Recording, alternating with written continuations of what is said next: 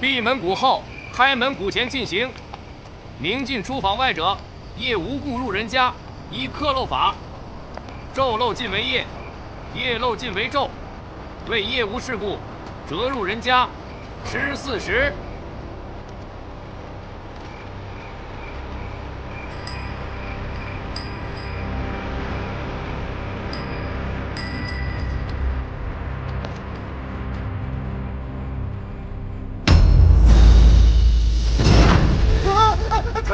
女杀！上头有个女杀，快看啊！女杀啊！就在那儿，在那跳着呢。你看见了吗？哪儿有？哪儿呢？没有。哪儿呢？哪儿呢？看到。张谦，你是不是眼花了？还是吃错药了？谁眼花了呀？看错了。张谦，快醒醒！张谦。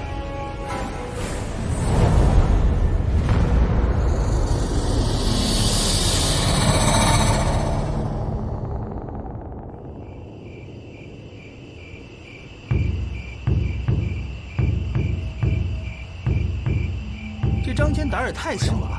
即便是见到了鬼，也不至于当场吓晕吧？嗨，谁说不是啊？昨天晚上还是我给他送回家的，他当时都吓尿了。张谦的胆子也太小了吧！我觉得也是，肯定是他装病偷懒，不想说什么？都给我闭嘴！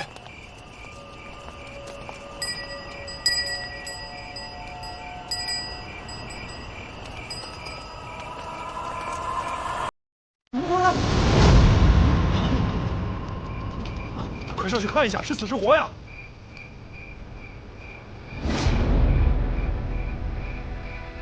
是张谦。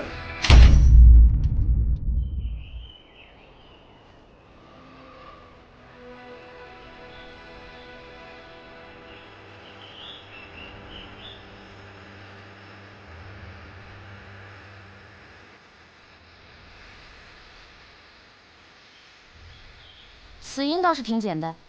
过度惊吓，心脏骤停，但这脸没法看啊。这俩眼珠子挖的，多亏子苏没在。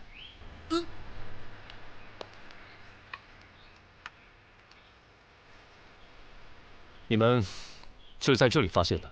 对，发现的时候已经这样。本来他应该跟我们一起巡夜的，昨天突然告了假。为什么？这得请示霍将军，否则不敢说。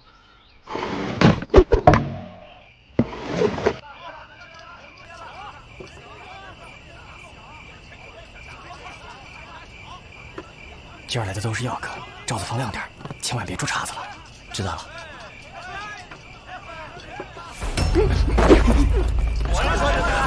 走，别动！哎，就你呢！哎，蹲着！都不许动！趴好！说你呢！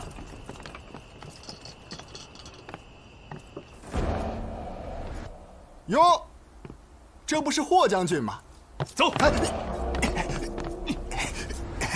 霍将军，你这是奉命行事还是私自抓捕？你可知道我是弱水会馆，他可是……闭嘴！跪下！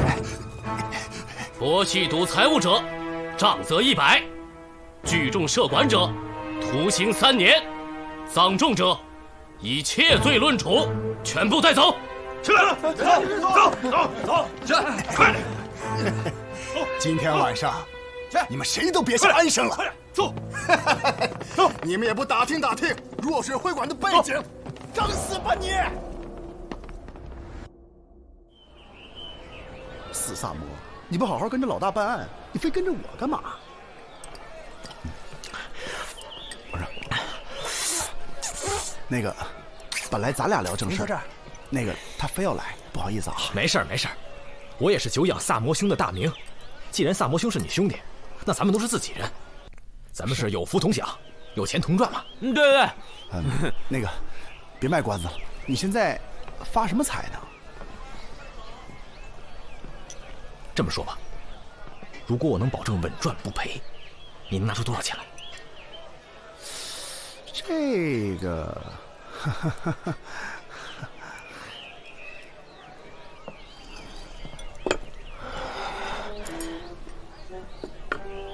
前几天赚，见笑。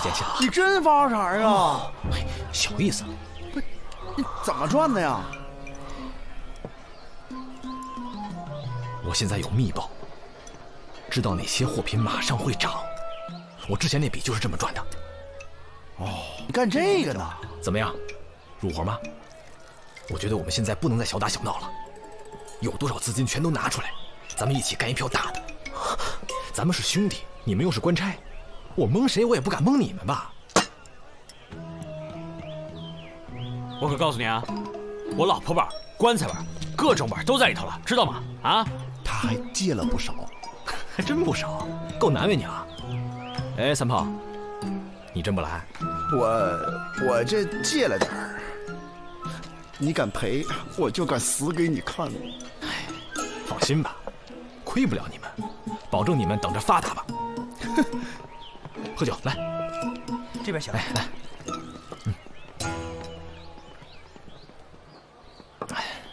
你说我虽然入行算晚的吧，比不上他杜远山之流，但我也算是快的了。你刚刚说的杜远山，就是被吏部杜侍郎赶出家门的那个杜远山吗？就是他。这个杜远山啊，年纪轻轻就力压群豪，这眼看着长安城都没几个人干得过他了。何止长安城啊，他跟全国的商人都有来往，权贵朝臣都跟他有交情，都找他接待。这话说回来，也真是奇了怪了。这他呀，只要是他经手的货物，他这么买进来，这东西肯定就暴涨。他这么一抛啊，这东西他肯定就跌了。你说他也只不过就比我大2岁，哎呀，这叫什么事儿？哎，对了，你们知道前2天右侯卫将军查封了若水会馆这事儿吧？这若水会馆就是他杜远山的。若水会馆的老板不是周泰吗？哎呀，天真！这周泰算哪盘菜啊？这长安城都知道，若水会馆的幕后老板就是杜远山。看着吧，过不了2天，那周泰就会毫发无伤的给放出来了。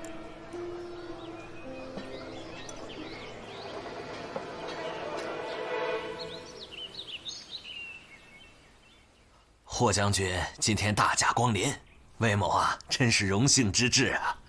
直说吧。若水会馆查赌，抓的人当中有好几个是朝廷要员，罪责重了些，你们坐不住了是不是？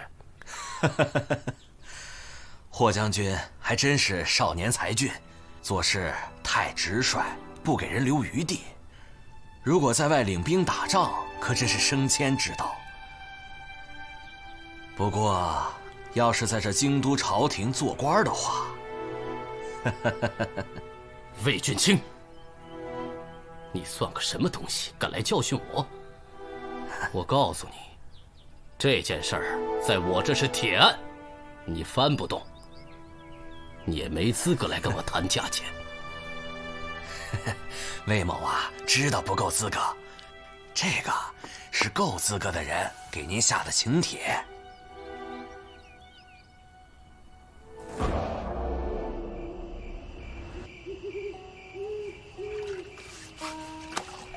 这天也太干了，还是泡个澡舒服啊！哎，可不是嘛。哎，多管您的酒。老何，给你。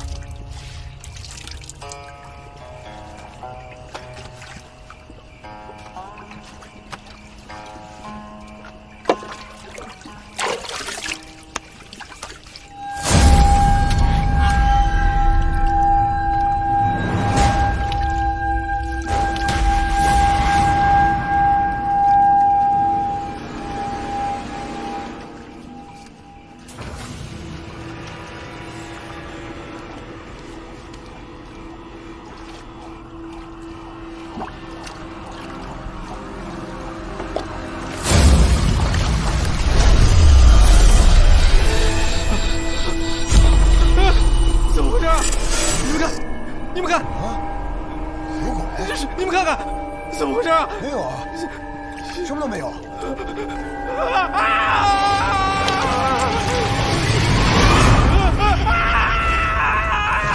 有鬼啊！有鬼啊！有鬼！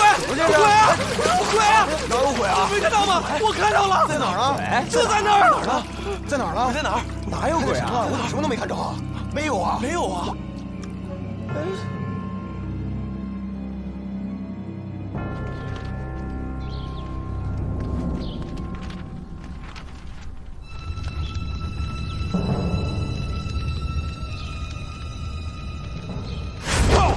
我是狐裘法师。哼，我乃千年女煞。放肆小妖，快回到中阴之域！尔等凡人冲撞煞星，还不快求饶？速离开！拿命来！呀！太上老君教我杀鬼，与我神风。上户玉女书舍不详，登山石猎，佩戴印章，头戴华龛，足孽愧刚，河神不服，何鬼敢当？急急如律令带！哈！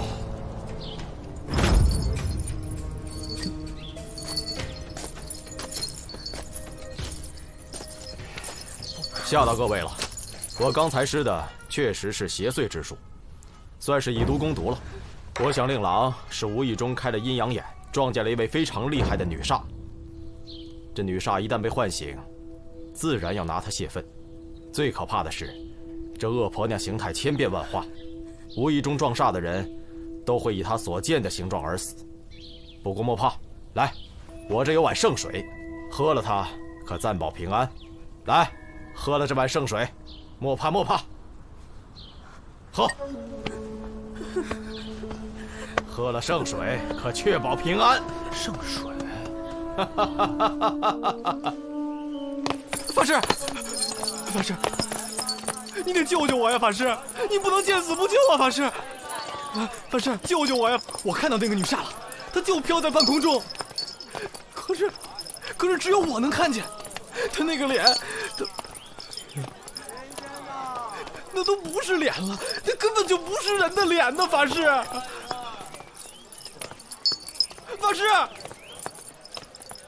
你救救我吧！法师，我求你了，你救救我吧！第一，别叫我法师了好不好？我是同州胡司马的二公子。第二，本公子告诉你，生死有命，女煞既然已经复苏，谁撞了谁倒霉。没得救了，小兄弟。哎，不过呢，也不是全无转机。这道灵符我耗时数年，诵咒108000遍，随身带着它，可暂保平安。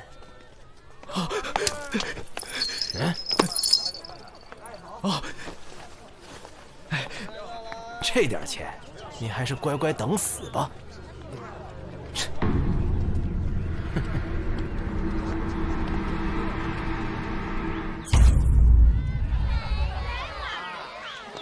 行行好，给一点吧。没有，给一点。行行好。崇礼，别怕，鬼煞也得讲天理。我们没做亏心事，不怕鬼敲门。我怎么可能不害怕呢？法师都说了，谁要看见女煞的样子，就会跟她死的一模一样。而且就算买了那个护身符，也只能保我一时的平安啊。那总好过没有啊！你为什么不求过来呢？他要价实在太高了。再说了，要是求了护身符，哪还有钱给你买礼物啊？什么礼物啊？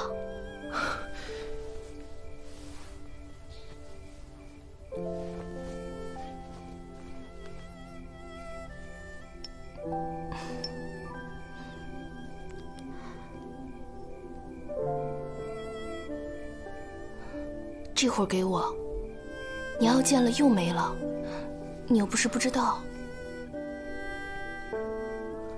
我知道，小白，这是我将来娶你过门的聘礼，相信我，我马上就要发财了。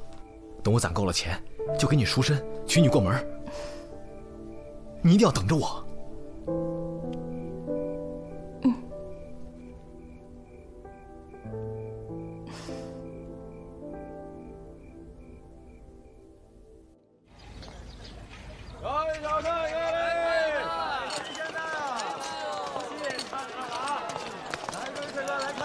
将军，霍将军，周泰被放走了。放了？是。霍将军，多谢了您。听说上头已经下文，让右侯卫把弱水会馆的人都给放了。您辛苦，您辛苦。我们杜老板可一直等着您过去呢。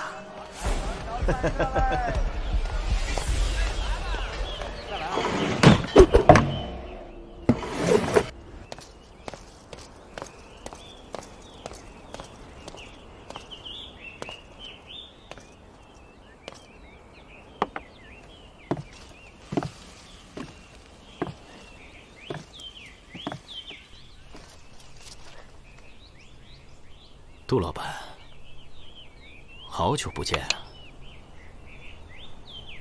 霍将军，真是忙啊！见你一面真不容易。不忙，一点都不忙。我抓的人被你都弄出去了，我现在闲得很呢。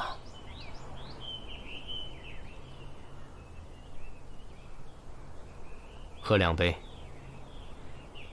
我不是来做客的。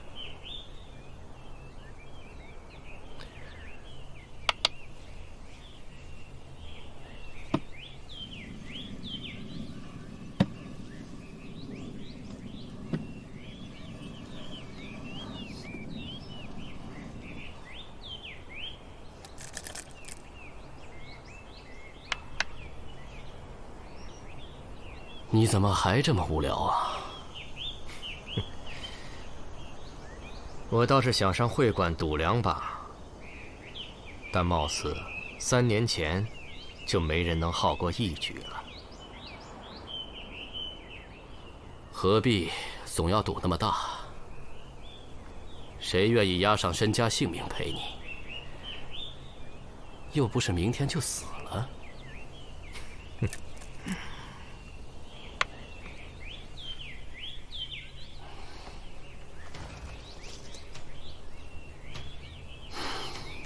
杜远山，我知道你不屑论对错，但你干那些勾当，不觉得丢人吗？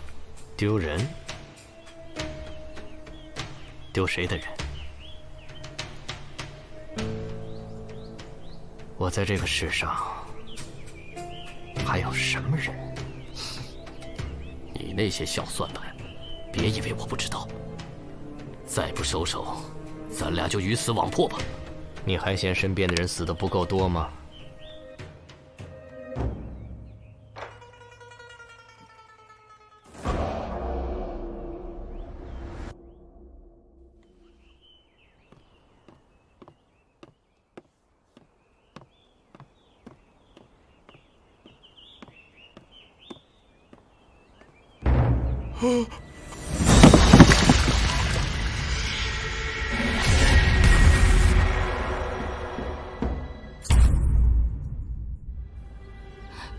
那个胡法师嫌崇礼给钱少，不但没赐福，还说他必死无疑。不到2天，崇礼就出事了。你是说那个整天装神弄鬼的胡球？头先有个当兵的撞煞而死，也是胡法师赐了福，才保了全家平安。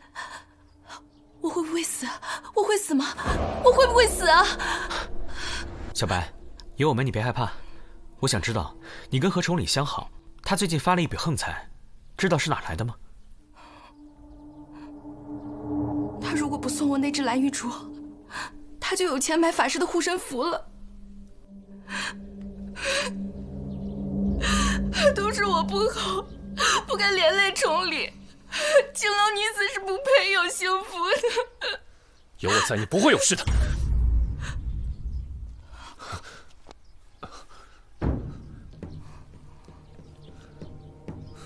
三魔，带他去凡社住下。我们都打起精神，去抓人吧。从实招来，胡球，你区区一个神棍，四处散布女杀谣言，制造恐慌，谋取私利，要遭天谴的。哼，愚蠢，太愚蠢了。李少卿，你不过是个凡夫俗子，什么时候你能参透阴阳五行、天地生死，自然会开天眼见诸般神迹。我靠本事替人驱邪挡煞，也正是顺应了天意。老大，别跟他斗了，上家伙吧，我都准备好了。别跟我来这套，无凭无据，你们无权对我刑讯逼供。知道我是谁吗？知道我爹是谁吗？同州知府胡敬堂。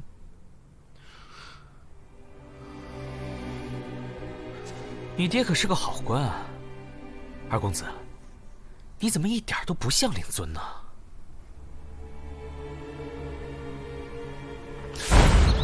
少行！官人，我错了啊！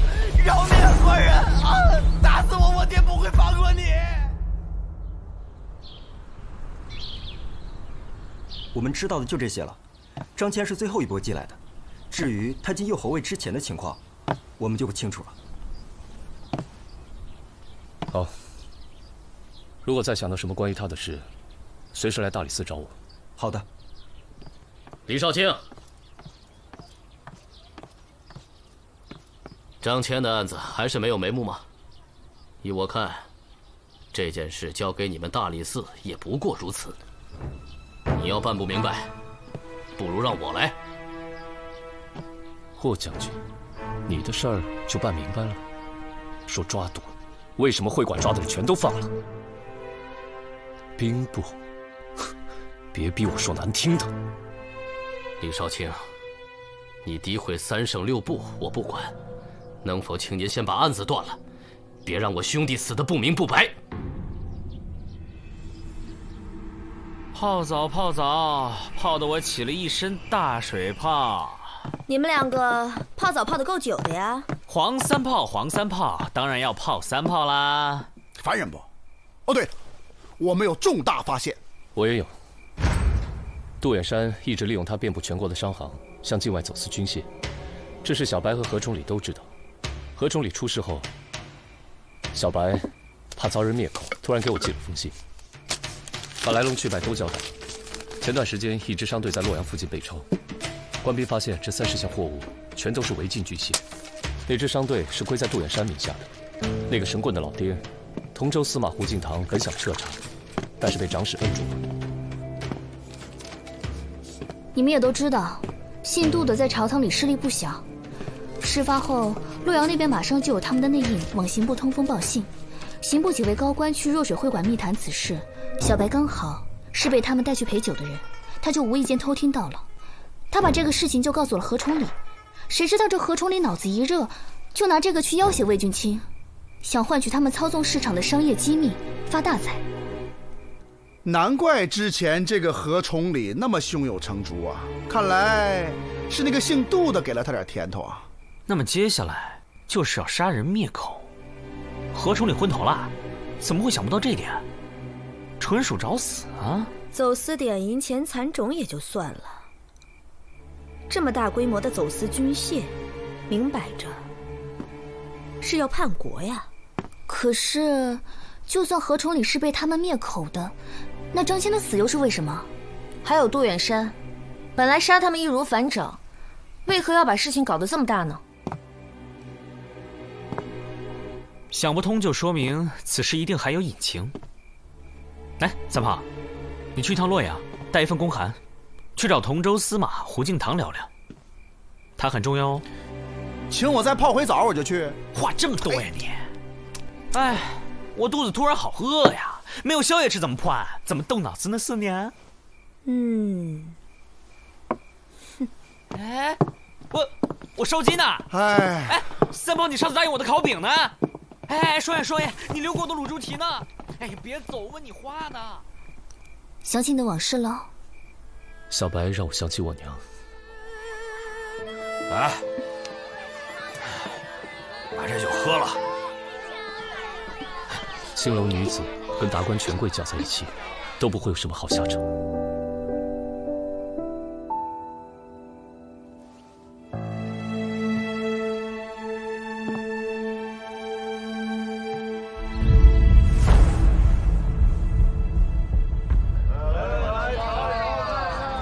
哎呀妈，累死小爷我了，3天3夜没歇脚啊！回来啦！哎呀妈！哎呀！那个胡司马已经全告诉我了，他们现在上面啊是铁板一块，根本撬不动。他也得保证自己的官位嘛，所以他现在这个走私案啊，一时半会儿还不能查。虽然不能查，不过这个胡司马呀，跟霍将军他父亲早年就有交情，所以他已经写了密信告诉了霍将军。虽然案子查不到啊，但是朝廷有个人在这儿，不是也挺好吗？哎呀，那他儿子怎么那个德行？哎，我突然想到，之前我们不是一直想不通，杜远山为什么非要把这个杀人事件搞得神神鬼鬼的？我们可以反过来想，如果这个案子扯上鬼神的话，那么谁嫌疑最大呢？胡球，聪明。哎，那他跟杜远山有仇啊？如果胡球真被判成了凶手的话，他爹胡敬堂还能接着做官吗？烧饼。还有，张骞的背景也查到了，也是杜远山的手下帮他托的关系。他是安插过去的耳目。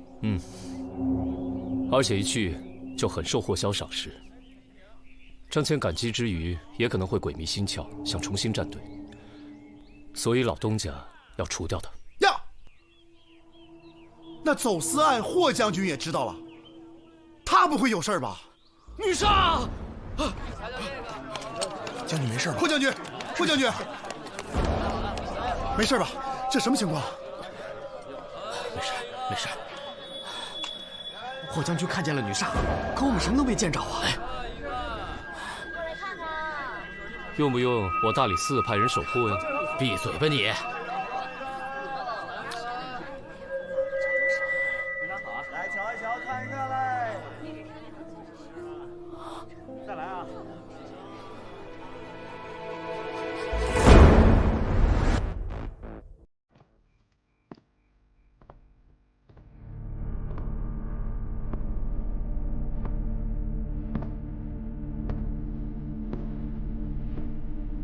远山，我就知道你一定会来。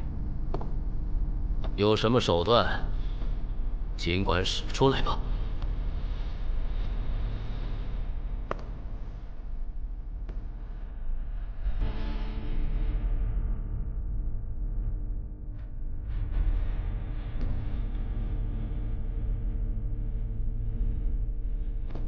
我也要去。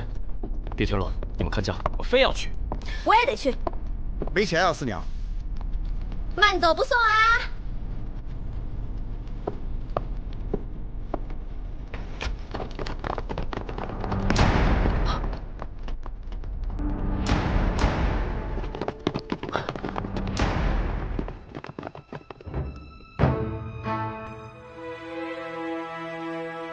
畏罪自杀了。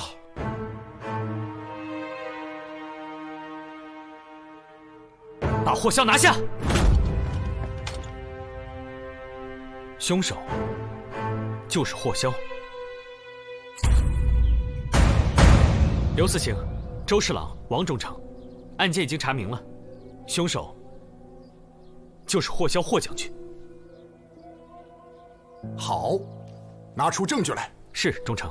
这两桩所谓的女煞凶案，奇就奇在女煞无影。啊！有女煞！在哪里啊？就在那！可为什么每次只有遇害者能够看到她，在场的其他人都看不到呢？只有一种可能，那就是在场的证人全部都说了谎。我知道大家肯定都认为这两桩凶案情况各异，证人都不同，要想实现所有的证人都一起帮着凶手作伪证，几乎是不可能的。可是凶手正是利用了我们这点疏忽，巧施了小小的手段，便把不可能实现为可能。那你说说，这究竟是怎么回事？前面两起案件，张骞和何崇礼撞煞的时候，在场的目击者其实是同一拨人，他们就是霍萧手下右侯卫的心腹部队，也就是张骞所在的巡夜2队。而这位传说中的无影女煞，其实也是霍将军的一位手下假扮的。这位手下武艺高强，尤其擅长轻功，人称草上飞。子苏查看过右侯卫的档案，这位高手在案发前的半个月突然退伍了，不是调职，而是退伍，提前退伍。如果没有霍将军首肯，是不可能完成的任务。异想天开啊，与本案毫无关系。霍将军，你是不耐烦听了，可其他人还不知道来龙去脉呢。第一次事件呢，其实很简单，张骞跟当时一起的巡夜二队里所有假证人在一起巡街，而假扮的女煞就吊在对面高楼的屋檐边，在场的其他士兵肯定都装作看不见，于是张骞直接被下药。而第二次事件，狡猾的凶手正是利用了我们的这种疏忽，大家肯定都万万想不到，第二次发生在浴室里的遇鬼事件，在场的目击证人全部是第一次事件当中的卫兵假扮的。事实上，何崇礼遇鬼的那一天，整个清泉浴场都被凶手包了，门口变成了卫士值守，阻止客人进入。三炮。后来我和萨摩去了一趟清泉浴堂，我俩在澡堂里都快泡秃了皮了，终于等到了证人。这位是长寿坊绸缎商顾老板，他是清泉浴堂常年贵宾。请问，何崇礼遇鬼的那一天，你是否去过清泉浴堂？我去过，我是那家的常客，每月固定初五、15和月末会去泡汤。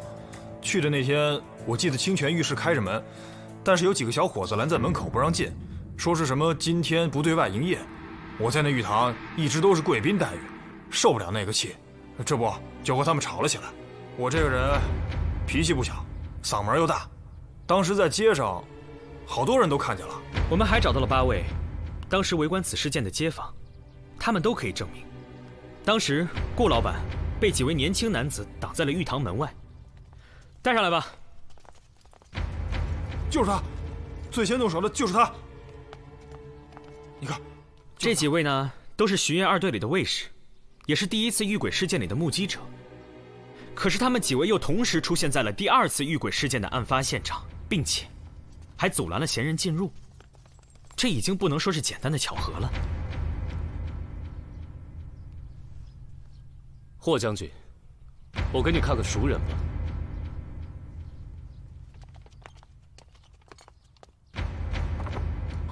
陆京，哎，等，你怎么知道是他？我只是提及的那位假扮女煞的高手，可没说那人的名字啊。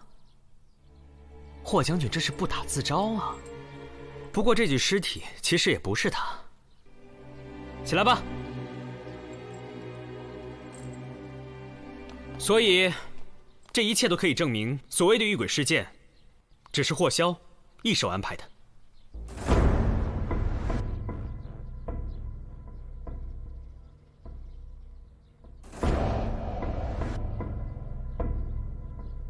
霍萧，你还有什么好说的？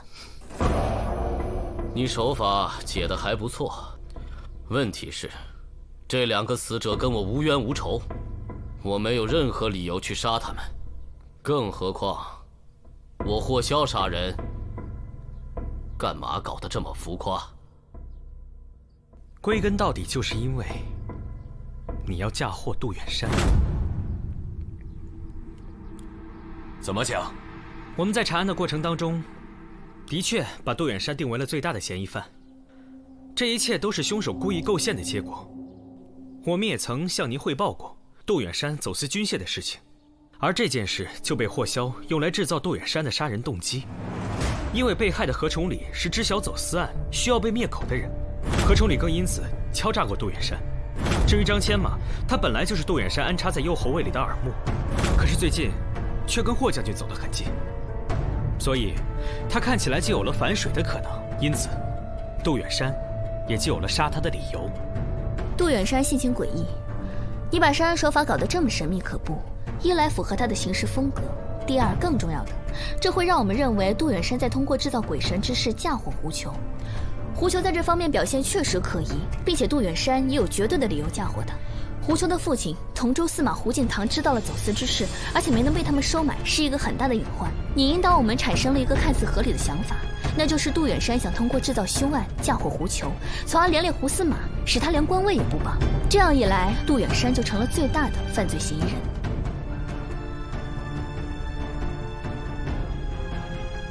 不得不说，霍将军真是有勇有谋啊！犯人霍萧，你为什么要苦心铺排这一切，陷害杜远山？你这么爱说，请吧。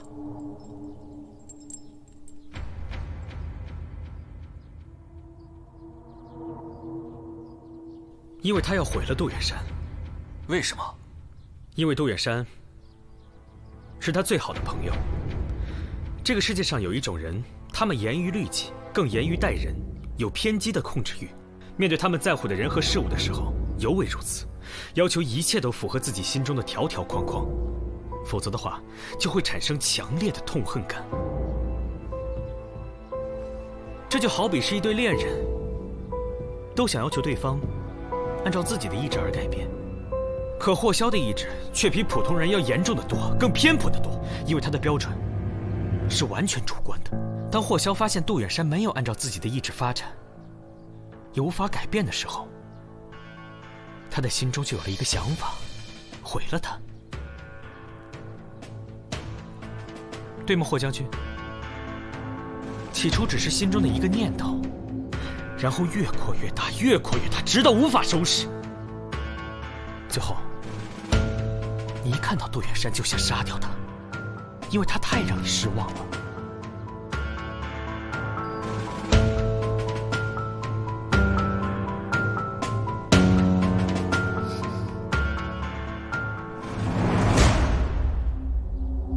有件事，我要提醒你们一下：杜远山贩卖军械的事，不单单是走私的问题。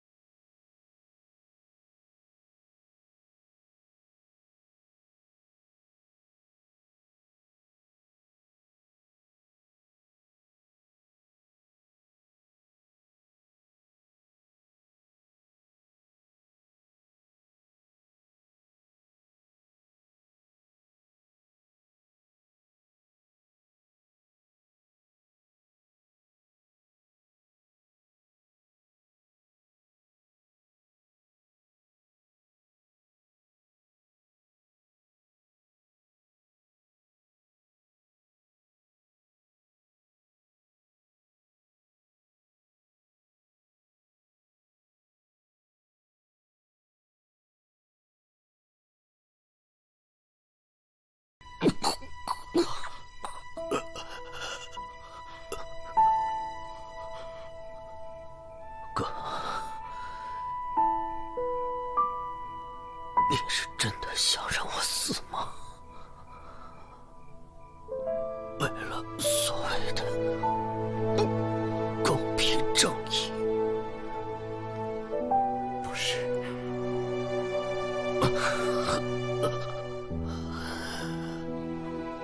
你终于应了一句。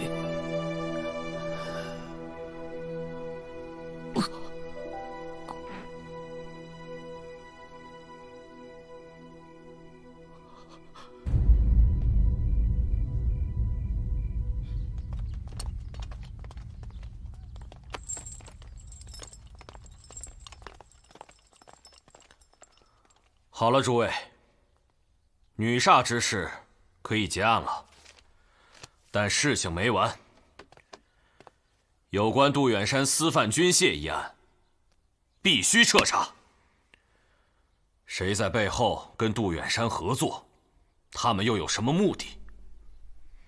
程烨，在。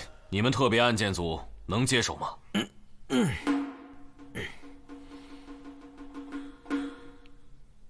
交给我们了。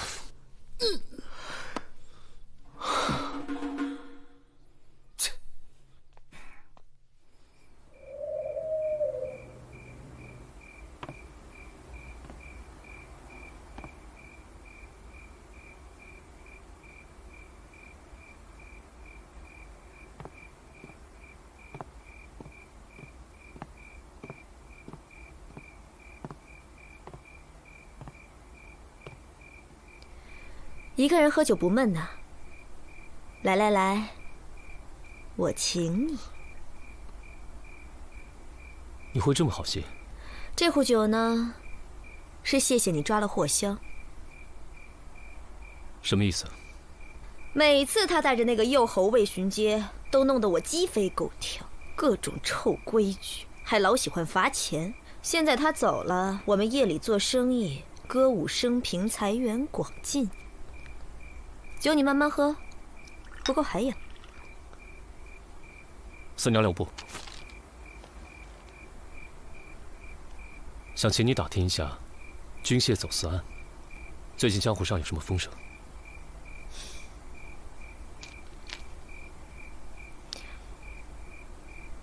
嫌少啊？这是掉脑袋的事儿，我不沾。我劝你，最好也别沾。你怕了？这个案子比你们之前的那些都大，水也深得多。你到底知道些什么？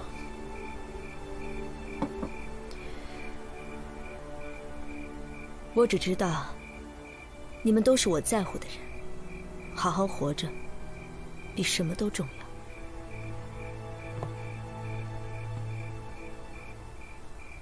晚安。